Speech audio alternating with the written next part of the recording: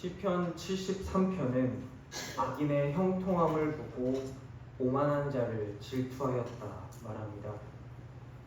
그가 질투할 만큼 소위 뭔가 잘 나가는 것이 있었을 것입니다. 그래서 그들 때문에 거의 넘어질 뻔하였고 걸음이 미끄러질 뻔했다 말합니다. 예레미야 12장은 악한 자의 길이 형통하며 반역한 자가 다 평안함은 무슨 까닭이냐고 여호와께 질문합니다. 절규합니다. 이 질문은 성경 속에만 머물러 있지 않습니다.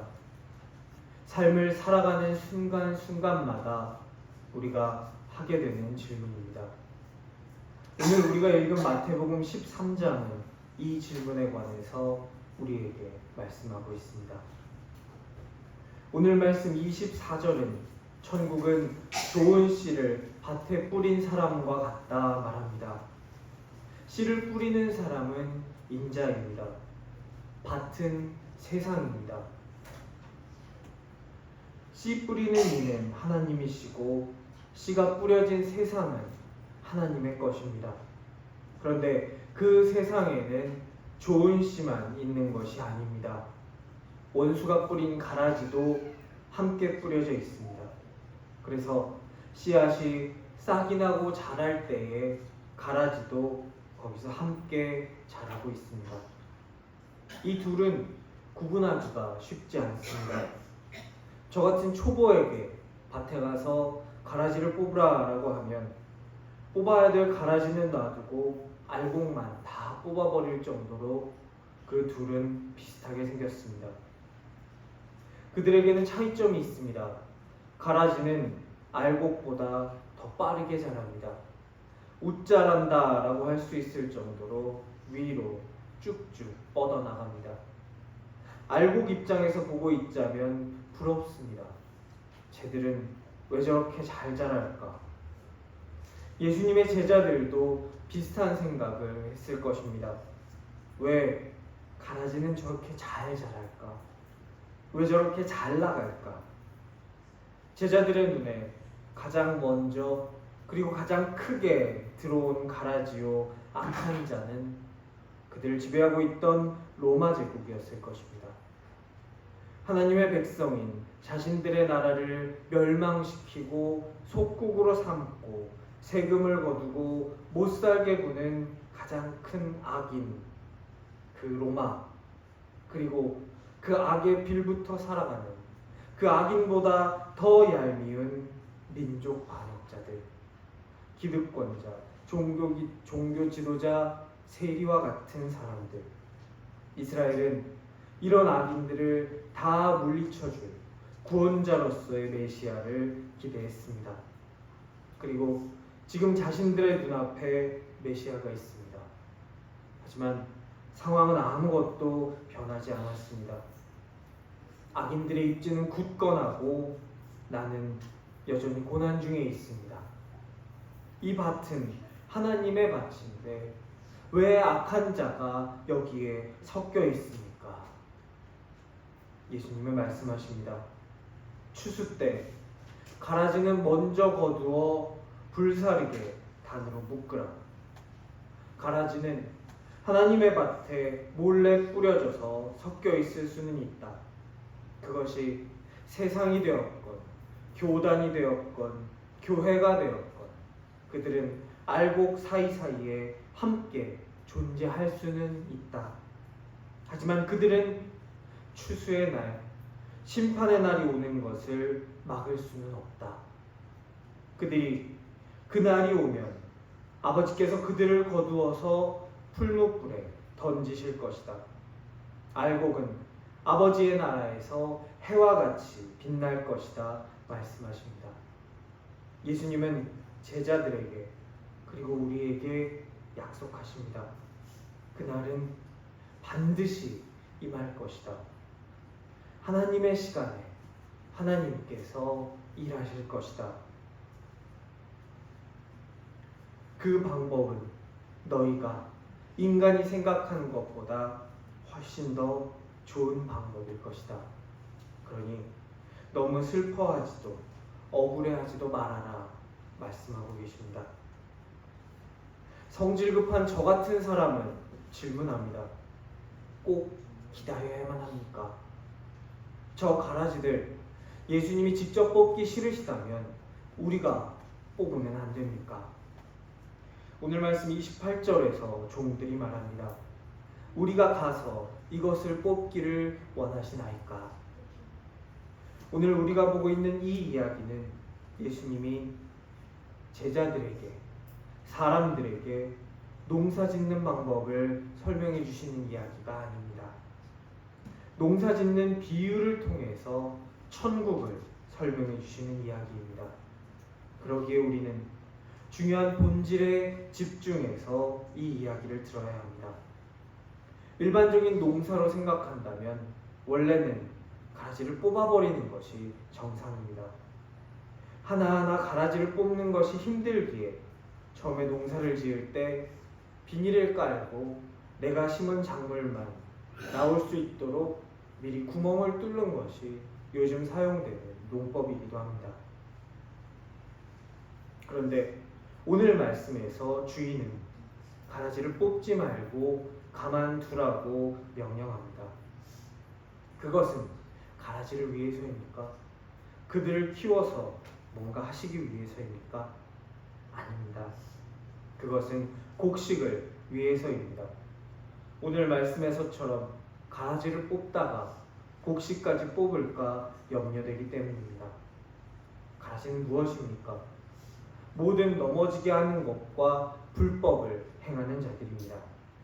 마태복음 18장에서 연자맷돌을 목에 걸고 빠져 죽는 것이 나을 것이다 라고 무섭게 말씀하신 것이 바로 그것입니다. 예수님이 제자들에게 이 말씀을 전하실 때에도 가라지는 있었습니다. 이후에도 가라지는 끊임없이 존재했습니다. 이 가라지와 같은 이단과 싸워서 바른 믿음의 길을 지켜낸 흔적이 우리가 외우고 있는, 우리가 기도하는 사도신경에도 남아 있습니다. 사람들은 생각했습니다. 내가 조심해서 잘 뽑으면 될 거야. 예수님이 그렇게 말씀하신 건 잘못 뽑을까봐 걱정하셔서 했을 거야. 그러니까 내가 조심히 잘 뽑아야지. 그리고 신교와 구교 사이에 전쟁이 발발했고 마녀 사냥이 있었고 종교 재판과 유대인들과 다른 종교인들을 향한 학살이 있었습니다. 그들의 시작은 가라지만 뽑겠다고 했을지 모르나 탐욕스러운 죄인인 인간은 그것을 가라지를 뽑는 것이 아니라 자신의 정적을 제거하는데, 그들을 제거하고 그들이 가진 재물을 내가 갖는데 자신의 욕망을 채우는 데에 악용했습니다. 예수님은 가라지 비유를 말씀하시고 36절부터 그 비유를 설명하시기 전에 두 말씀 가운데에 겨자씨와 누룩의 비유를 말씀해 주십니다. 겨자씨는 당시 사람들이 가장 작은 씨앗이라고 통상적으로 생각했던 씨앗입니다. 그 가장 작은 것을 심었을 때 그것이 자라서 결국에는 새들이 와서 깃들일 수 있는 곳이 됩니다. 누룩은 고운 가루입니다. 그 곱고 아주 작은 가루를 밀가루 서말 속에 넣었을 때 그것이 부풀어서 많은 사람들이 먹을 수 있는 빵이 된다는 것입니다. 33절에 나오는 서말이 정확히 몇 g인지는 학자들마다 의견이 분분합니다. 같은 부피라도 콩 한 말의 무게가 쌀 한 말의 무게와 다른 것처럼 2000년 전 이 서말이라고 되어 있는 이것이 정확히 몇 g이었는지는 모릅니다. 하지만 가루 서말로 빵을 만들었을 때 추측컨대 적게는 50명, 많게는 100명이 먹을 수 있는 분량이었다고 합니다. 겨자씨와 누룩의 비유가 말씀해주는 사실은 이렇습니다. 하나님의 나라는 이 겨자씨와 누룩처럼 눈에 띄지 않게 시작되었습니다. 지금은 비록 눈에 띄지는 않지만 이것은 분명히 시작되었고 결국 가장 작은 씨가 새들이 깃들일 수 있는 장소처럼 커지는 것처럼 하나님의 나라도 이렇게 커질 것입니다. 예수님이 이 땅에 오심으로 하나님의 나라는 이미 시작되었습니다. 그 시작은 크지 않았습니다. 이스라엘이 기대한 메시아는 세상을 자신들의 위주로 자신들에게 유리하게 뒤집어 엎어줄 메시아였습니다. 하지만 실제 임했던 하나님의 나라는 세상을 압도하는 모습이 아니었습니다. 사람들은 그 메시아가 가라지들을 다 뽑아버렸으면 하고 기대했습니다. 하지만 우리 예수님께서는 그러시지 않았습니다. 그래서 세례 요한이 마태복음 11장에서 예수님께 물은 것입니다. 당신이 오실 그분이십니까? 아니면 우리가 다른 일을 또 기다려야 합니까? 그것은 그들이 가지고 있던 메시아에 대한 기대와 예수님께서 보여주시는 모습이 달랐기 때문입니다. 하지만 변하지 않는 사실은 인간의 기대와는 달랐지만 이미 하나님의 나라는 시작되었으며 반드시 오신다는 것입니다. 비록 인간의 눈에 보이지 않아도 하나님께서는 역사하십니다. 세례 요한이 불안해하며 다시 오시리가 당신이 맞습니까? 물었던 12명의 제자를 데리고 갈릴리에서 가장 작은 겨자씨처럼 시작되었던 그 하나님의 나라는 지금 이 시간 세계 곳곳에서 주님께 예배드리며 주님을 따르겠다고 내가 제자가 되겠다고 결심하며 주님께 나아가는 수많은 교회로 많은 새들이 깃드는 큰 겨자 덩굴로 성장했습니다. 하나님이 일하실 때에 꼭 인간의 기대를 만족시키면서 일하실 필요는 없습니다. 하나님은 세례 요한의 기대도 만족시켜주지 않으셨습니다. 베드로의 기대도 만족시켜주지 않으셨습니다. 하나님의 길을 예비하고 고난받았던 세례 요한도 수제자인 베드로도 만족시켜주시지 않으신 하나님이 나의 기대를 충족시키시면서 내가 바라는 모습을 따라가면서 일하실 필요는 없습니다. 하나님이 나의 기대를 만족시켜 주시는 것이 아니라 우리가 우리를 향한 하나님의 기대를 따라가야 합니다. 왜 악한 자가 이 세상에서 형통합니까?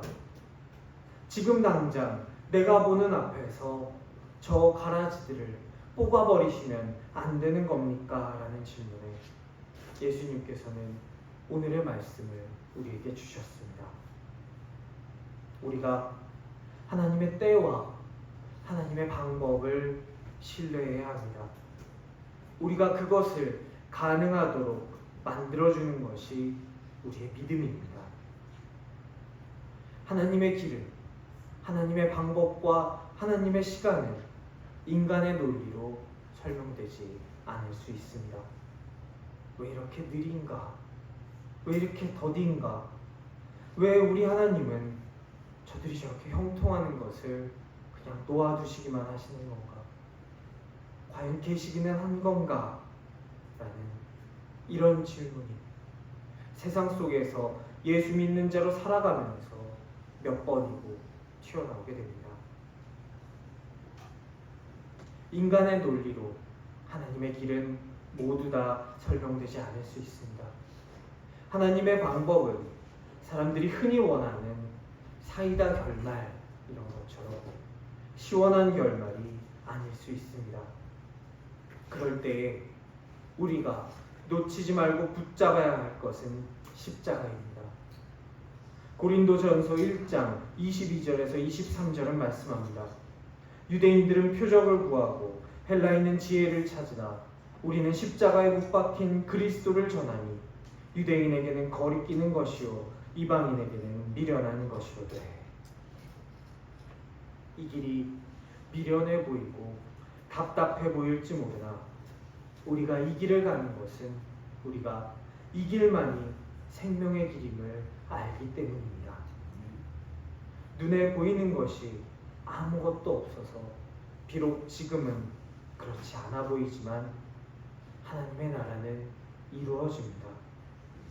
비록 지금은 아무것도 바뀌지 않는 것처럼 보이지만 하나님은 하나님의 계획을 이루십니다. 심판은 하나님의 몫입니다. 알곡이 스스로를 추수할 수는 없습니다. 이 밭에 가지가 너무 많다고 어떻게 이럴 수 있냐고 투덜댈 것이 아니라 우리가 해야 할 일은 알곡이 되는 것입니다. 이제 가라지가 일부입니다 라고 말할 수 있는 시기는 지나버렸습니다.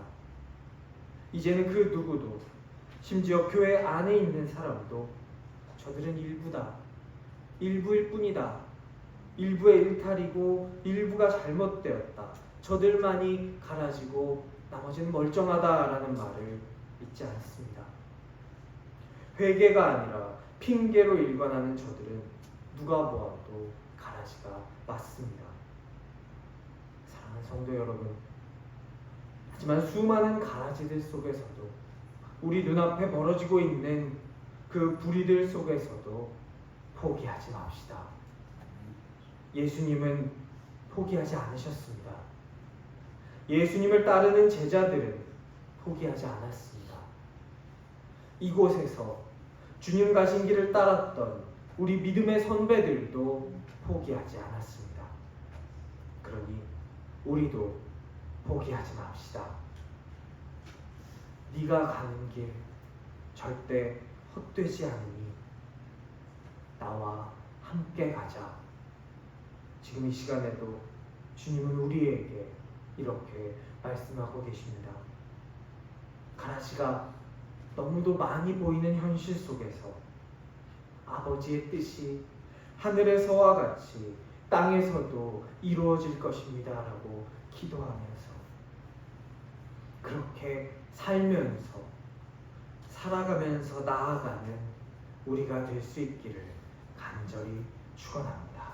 아멘.